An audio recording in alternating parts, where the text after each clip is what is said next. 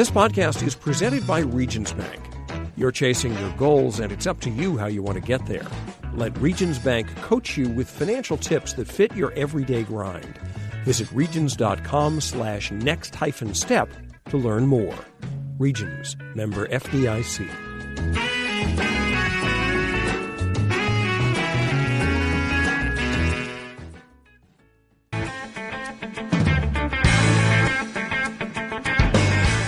Welcome to the Super Bowl edition of the AP Top 25 College Football Podcast. I'm Rob Maaddi, AP Pro Football writer based in Philadelphia. Ralph Russo will be back this week and throughout the offseason for the College Football Podcast. The Kansas City Chiefs are Super Bowl champs for the first time in 50 years. Patrick Mahomes led the Chiefs to another comeback from another double-digit deficit, 3 in a row in the postseason, and they beat the San Francisco 49ers 31-20 Sunday night at Hard Rock Stadium.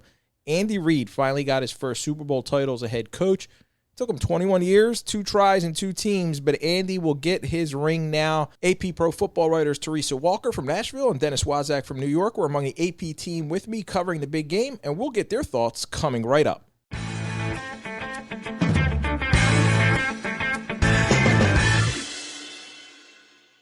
Dennis and Teresa, thank you so much for joining me. Dennis, let me start with you because you wrote about the Super Bowl MVP, Patrick Mahomes, who for 3 quarters looked ordinary, and then he turned magical again. What stood out to you about his performance and his resilience? You know, Rob, when you look at his overall numbers, he was 26 of 42, 2 touchdowns, 2 interceptions. That doesn't jump out at you. But what he did in the last 7 minutes of that game, that was MVP performance right there. The way he led that team back on, 3 consecutive drives that they scored touchdowns on. And, just what we saw from him in that stretch is what you expected to see the entire game and what we've seen the last 2 seasons from him. You looked at what the 49ers were doing, and you thought, all right, maybe Garoppolo would be an MVP, Deebo Samuel. But what Patrick Mahomes did for the Chiefs, that was the MVP right there. To me, the difference in this game was you had an elite quarterback, a Super Bowl caliber winning quarterback in Patrick Mahomes who could put the team on his back and lead them to victory. And on the other side, you had, and I hate this term, guys, but Jimmy Garoppolo, for me, is a game manager. And I hate using that term. But when you look at Kyle Shanahan tied at halftime, getting the ball and then being content to run out the clock and then being forced to run a play because Andy Reid called the timeout, to me, he didn't have any confidence. You're in a Super Bowl, you got to match up against a dynamic offense. You got to score as much as you possibly can. You have the ball. There's time on the clock. He had no faith or confidence in Jimmy Garoppolo.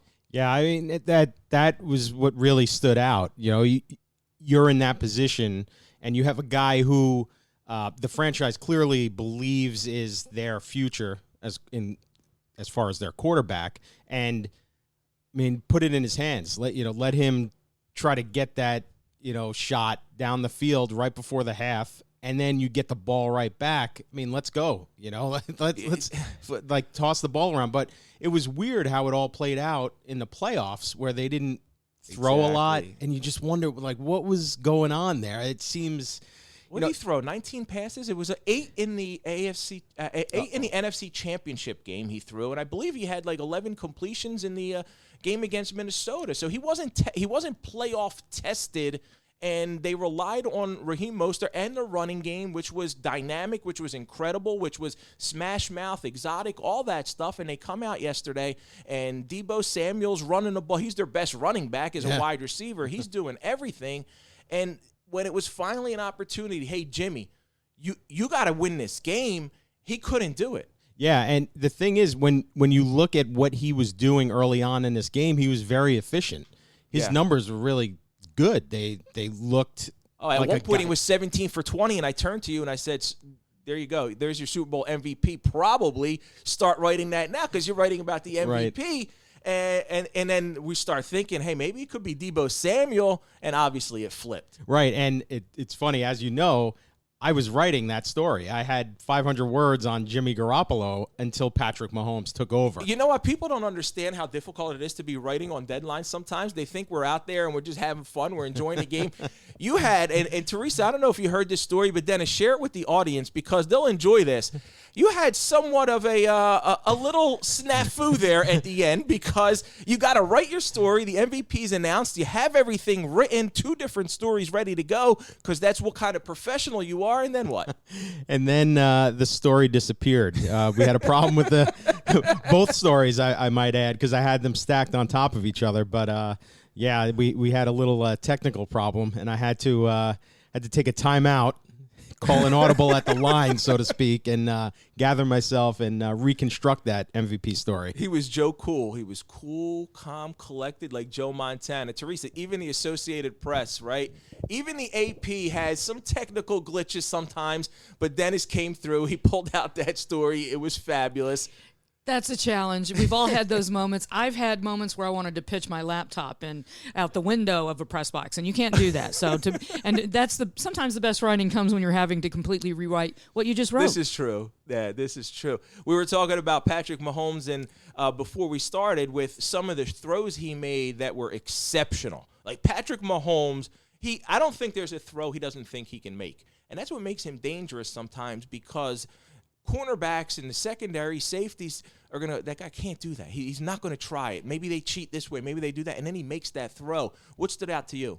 Well, the 3rd and 15 throw, because, and according to Next Gen Stats, giving them the credit, it was a 44-yard completion, but it traveled 57.1 yards in the air, his longest completed pass by distance this season. Effortless, too. Yes. And here's the thing. I've had people say, he underthrew it. Well, he was under pressure. I mean, he stayed in as long as he could before he let that ball go. He took a hit.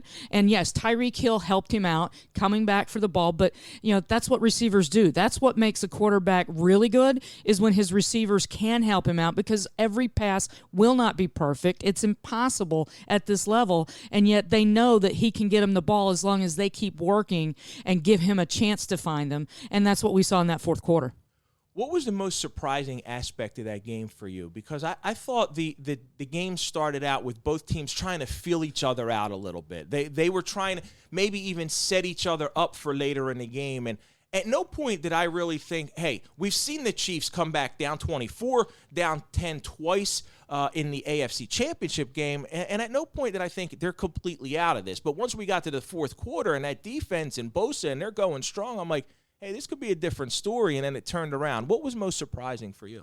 The rough start for kind of early for both teams. I mean, it felt like the nerves got to, Mahomes is still young. Yeah. I mean, as incredible as he is, he's still young. And while Jimmy G may have 2 Super Bowl rings, he was the backup. So, he was holding the clipboard for Tom Brady. Exactly. And think about this, though. If Kittle isn't called for offensive pass interference there at the end of the first half, then maybe they have at least a field goal or something. Instead, we're talking today about how Shanahan, John Lynch was signaling for a timeout in his box. And is that right? Yes, I saw clips of that on Twitter. People had screenshotted that and had that. So, the GM wanted a timeout. The coach didn't take it. But instead, because of that, we're talking today about how, Garoppolo, think about this, the 3rd and 15 pass that Mahomes made, Garoppolo had a 3rd and 10, overthrew his target, and if they score there, then the one you're talking about, the Yes, when they had the opportunity. I mean, he would have been a touchdown if he hits him. He was behind the secondary and overthrew him, and I thought, like, here's right there is the defining moment in this game because you have the one guy who can make these plays and the other one who hasn't been able to make these plays. Dennis, when you look at the defensive side for San Francisco, Richard Sherman got beat a couple times, and it looked like to me he even got beat on one play by Sammy Watkins where he held him and Sammy still swung by and got through and went down there. Are we seeing potentially on the world's biggest stage the decline? He's been around for such a long time, and he's been one of the best, if not the best in the game at certain points of his career. Are we finally seeing maybe the decline of Richard Sherman? Yeah, I mean, it's possible because he's been around, like you said, for a long time, and I covered Darrelle Revis for most of his career. They had a little back and forth, huh? Yeah, they sure did, and I saw how Darrelle Revis declined at the end of his career, and you started seeing those type of plays. Because at one time Revis was, he was the island. Revis Island. Yeah, I love that. Nobody could get anything against him. And then you started seeing plays just like that one against Richard Sherman. So, yeah, you might be seeing a little bit. And you talk about surprising things. That was probably one of the more surprising things, how they were able to beat Richard Sherman, because you thought, like, okay, he'll take care of that side. And he even said after the game, I didn't play well. I need to do better. I will. So, we'll see. But that was surprising to me. And the San Francisco's run game that was so dominant that really carried them, had a tough time getting going. And I think you got to give credit. You're familiar with Steve Spagnuolo over there in New York, and he was the Giants defensive coordinator when they beat Tom Brady, Bill Belichick, and the Patriots. You got to give Spags some credit. He really put together a really good defensive scheme to shut down, or not really shut down, but contain that run game. Yeah, and one of the things that people will point to in terms of the Chiefs getting to this point was the change that Andy Reid made by moving on from Bob Sutton and bringing in Steve Spagnuolo. And you really did. You heard all about the San Francisco defense coming in, but really the Kansas City defense stepped up when it needed to in that second half, because that 49ers offense couldn't do anything. And like you said, that run game, there's another aspect where, you figured Mostert or Coleman or even Deebo Samuel, but they had to go away from that, and it forced Jimmy Garoppolo to have to try to make plays that he couldn't make, and that was the swing point. And that's the problem. When Jimmy Garoppolo, to me, when he's forced to win the game, he still hasn't proven that he can. I know there was a New Orleans game, and that was a great game for him, and George Kittle had that play and all that.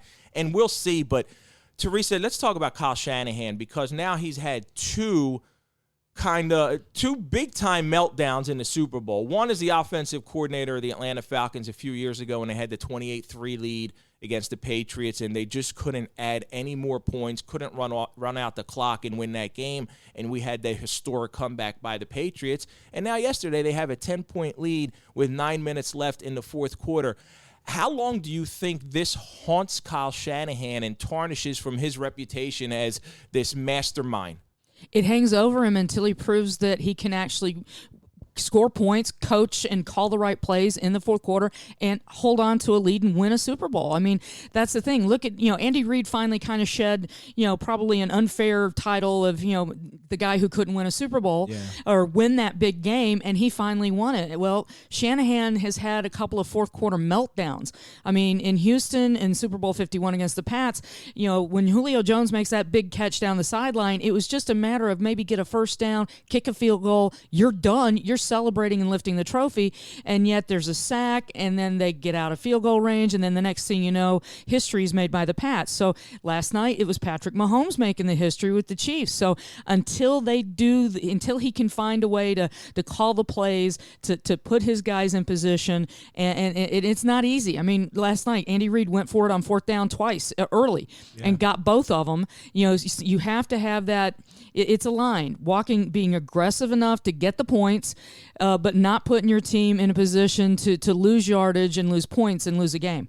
Well, let's talk about Andy Reid, Teresa, because, as you said, he finally shed that label of a guy who can't win the big one. I covered his entire career in Philadelphia, and he got there the one time against the Patriots, and it was ironic that yesterday at the same point you look up and they're down 10, and the Chiefs are down 10, and the Eagles 15 years ago, Andy's Eagles were down 10 points in the fourth quarter with Donovan McNabb, and they weren't running the hurry-up offense, and it was excruciating to watch, and people are going, why are they taking so much time? Do they think they're in the third quarter? I think that whoever the announcers were at the time even brought that up, and they finally scored a touchdown and had an onside kick because it was just a minute left in the game or somewhere around there. Yesterday was a little bit different in that Mahomes, and I think for me the difference is the quarterbacks, Mahomes and McNabb. It really, we put all the pressure and all the blame oftentimes on the play caller and the head coach. Here's the difference for Andy Reid. He has Patrick Mahomes, who is, although he's early in his career, what is he in now? His third full season as the starting quarterback, and he watched Alex Smith for his rookie year. he's already better than Donovan McNabb. He's already a Super Bowl MVP. He's already been an MVP, and I thought win or lose yesterday, he was able to do that. But as far as Andy, a lot of people thought he needed to win this game to cement his Hall of Fame status. Did you think he had to win this game? Now I think it's unquestionable. He's a Hall of Famer. But had he lost this one, where do you think the voters would have gone? I would hope that the voters would have recognized the length of his career and the fact that he got 2 different franchises to Super Bowls, which is not an easy thing to do, and the wins. I mean, the man had the wins. He had the resume, but let's face it, we are swayed by rings. Yeah. But Dan Marino, I'm a reformed Dolphins fan, and Dan Marino got into the Hall of Fame despite never winning a ring. So, but for coaches, it is a high bar. I covered Jeff Fisher for a big chunk of his career, and he's known as Coach Ocho. He had a 5-year stretch. It was among the best in the NFL, and he's among the winningest coaches at a certain, with his total record. But people like to look at the losses, so it's too easy in this society to nitpick. But and that's the challenge. I think he would have. I think he'll someday hear his name called. But and as much as he insisted last night that wasn't the uppermost thought in his mind, it feels much better to say that when you have a championship in your hand. Yeah, and I had to ask him that question about his legacy, and he was as humble as can be. But that's Andy Reid. That's the guy I know. It's never about him. It's always about the team. And I just got this sense, Dennis, that the players really recognize the importance of it, because I have never heard a team talk about, and they love their head coach. I've never heard a team talk so fondly or talking about how badly they wanted to win a game for their head coach. That love is real, but that to me you've covered a lot of Super Bowls. Have you ever been around anything like that? I don't think so, no. I mean, not any of the teams that I've been around. Yeah, you heard it. You heard a little bit of it during the week, but definitely after the game last night, you just heard after all the praise of Mahomes and his performance, where guys were saying, "Hey, anything's possible with this guy. He's the quarterback I want." But you also heard, this was our leader, Andy Reid. Yeah. We won it. He helped us win this. We did it for him and that kind of thing. I don't know if you guys heard this morning at the press conference, Andy Reid was asked, "Hey, did you sleep with the Super Bowl trophy?" And he laughed and kind of said, "No, I slept with my trophy wife." So, it's those kind of things. He's so cool. That's the great, thing, man. He's like just a humble, good, good guy. And he's been through so much, losing his son in Philly, his son Garrett, and he gets a lot. Philly, back home for me, because everybody knows I'm based in Philly. The sentiment was split. There were people who still hold it against him, because there's people like that who still hold it. Oh, he never won a Super Bowl for us. Well, he put the team on the map. He took a team that was a laughingstock franchise in Philadelphia. He came from Green Bay. It was that 6-inch thick binder that got Jeffrey Lurie and Joe Banner to go, this guy is really meticulous. He's ready to be a head coach. Nobody knew about him. I wrote about this overnight, about the fact that they greeted him in Philly with a headline on the newspaper. I forget which one. It said Andy Who, the day he was hired. Well, nobody's going to forget his name now. And Teresa, when you look at the legacy of coaching greats, and you see guys like Bill Belichick out there yesterday and Vince Lombardi, and you just talked about Fisher, and we talked about Andy Reid, I think he's going to eventually, Andy Reid's name is going to be etched among, because we don't know how much longer he's going to go. True. And he may win more Super Bowls. And you look at this team, they look like they're set up with a young quarterback to win more. Could we potentially be seeing a new dynasty? It's difficult, and I know you're not going to have a Patriot-like dynasty, but could Mahomes and Reid be sort of a Belichick-Brady 2.0? A version of that, because let's face it, Mahomes said last night, I hope he sticks around for a while. Yeah. He wants to stick and play with 61 years Reid. Old, right? So he can. Yeah, I mean, look, Nick Saban's in his mid-60s, so and that's the thing. It may not be a Patriot-like. We're not probably never ever going to see another franchise in any sport have the kind of tenure that those two had together. But at this day and age, if you can get another Super Bowl, 2 more Super Bowl appearances, get another win, that would count as modern day dynasty. Before we wrap up with some fun stuff, either of you have any final football thoughts on the Super Bowl? I'll just say this. I thought it was fun. And having seen and being on the AFC side covering the Titans in Nashville, having seen what they did to the Houston Texans, then to do it against the Titans, and then to see, that's why I thought they would have a chance. I had picked the Chiefs to win this Super Bowl, and then but the history. I mean, that's what was really cool. The first team to trail by 10 or more points in each of 3 games and come out and win, that was something that it's going to be tough to forget. Dennis? I think the 49ers look like they could be a good team moving forward, that this could be a team that could be the NFC representative for a few years to come. It all will come down to Jimmy Garoppolo and whether he can overcome this second-half failure, and move forward. But I think there are a lot of questions on that side. As far as Kansas City, I mean, this is a team, like Teresa was saying, they could go far and they could keep going, and because you have that quarterback, you have the coach who now has a Super Bowl ring, and you have other pieces. You have a Travis Kelce, you have Tyreek Hill, you have those young wide receivers, Hardman, Thompson. So you have a nice core, and then guys on defense also, Tyrann Mathieu, out there in the secondary, and some of the guys up front. This is a team that has those pieces that you saw New England kind of build around. It all comes down to the quarterback, and I think it's going to be hard for other teams in the AFC like Houston, Tennessee, teams like that got far this year to knock these guys off, because now the Chiefs have tasted it, they've done it, and now let's see what happens from here. Well, Patrick Mahomes is going to get paid, and I believe Patrick Mahomes deserves to be paid like he is the best quarterback in the NFL. And I don't know what those numbers are going to look like. Dak Prescott's got to get paid, but Patrick Mahomes, his agent Lee Steinberg, and I had a few conversations with him during the week on Radio Row, saw him here before the game, and he's going to the start point for Patrick Mahomes is whatever the contract is for the highest paid quarterback in the NFL, and that's where you go, correct? Yeah, I mean, and look at him, Patrick Mahomes. Who said anything bad about the kid himself as a person? That's character. Number one. Yes, that's number one. So you have a kid in there who is young. He's 24 years old, and he sets the tone for the rest of that locker room. That's number one.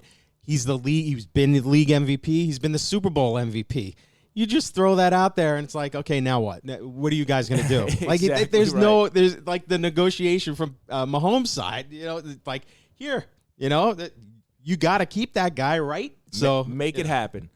Make it happen. I'll just say this. The number that we heard being tossed around by Prescott's camp of $40 million, that seems like the neighborhood that they need to be talking about for Mahomes, because one thing he said last night, Andy Reid is almost always there. He can never beat in Andy Reid to work.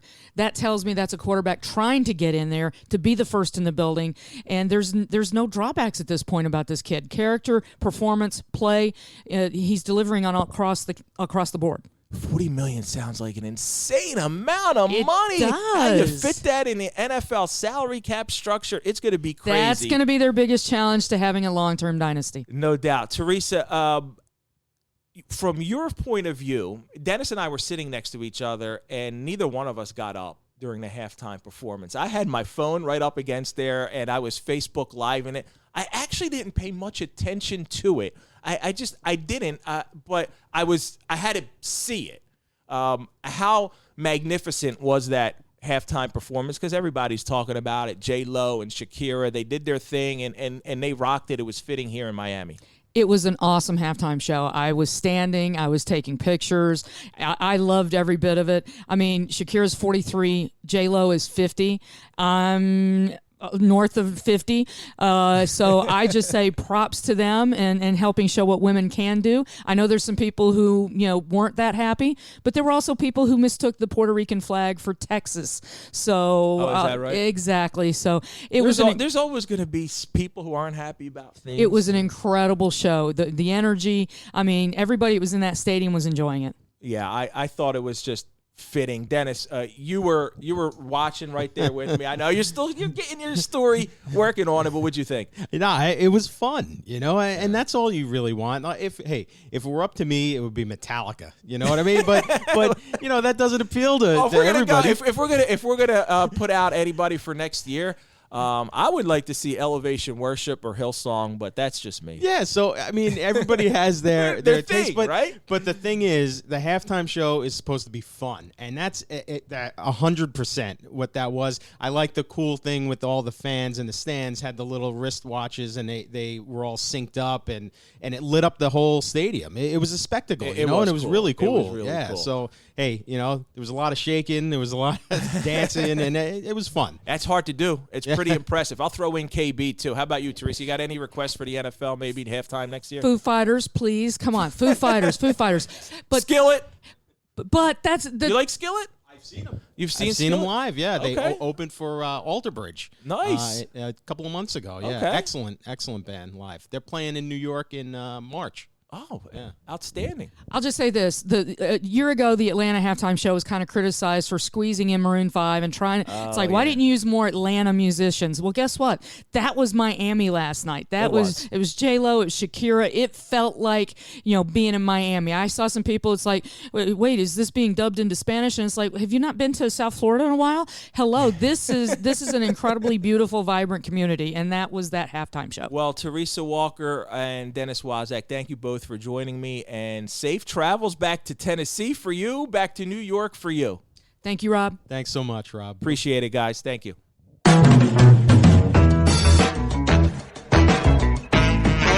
This podcast is presented by Regions Bank. You're chasing your goals, and it's up to you how you want to get there. Let Regions Bank coach you with financial tips that fit your everyday grind. Visit regions.com/next-step to learn more.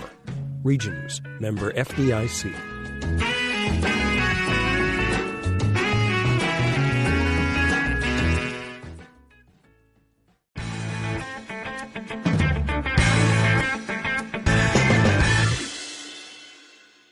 That wraps up our final episode of the Super Bowl edition of the AP Top 25 College Football Podcast. The off-season excitement starts now. I'm Rob Maaddi, reminding you, make a difference. Be a blessing.